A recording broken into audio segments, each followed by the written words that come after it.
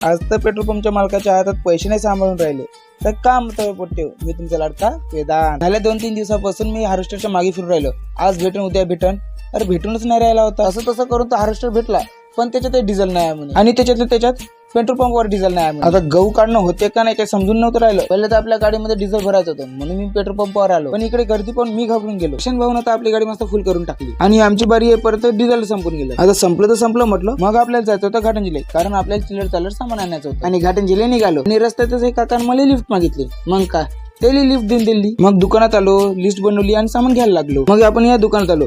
या दुकानातून थोडंफार चिल्लर चालर सामान घेऊन घेतलं आणि तेवढ्यातच आपल्याला फोन आला. कोणाचा? हार्वेस्टरवाल्याचा. अरे भाऊ डिझेल भेटला म्हणे, ते येऊन जा म्हणे, आपण काढून घेऊ म्हणे. मग काय 320 स्पीडनं निघालो, पण घरी नाही गेलो तर डायरेक्ट शेतात आलो. मग गहू काढायला सुरुवात केली. पहिले तर आपल्याला ही उतार डुंगी कापायची होती, नंतर ही डुंगी कापायची होती. 2-3 दिवस आधी आपण इकडला गहू काढला होता, पण थोडा राहू दिला होता कारण तो थोडासा ओला होता. मग गहू काढला आणि मी आलो डायरेक्ट कटिंग करायला. तर मग मी मस्तपैकी कटिंग करतो. तर भेटूया पुढच्या ब्लॉग मध्ये. रामकृष्ण हरी.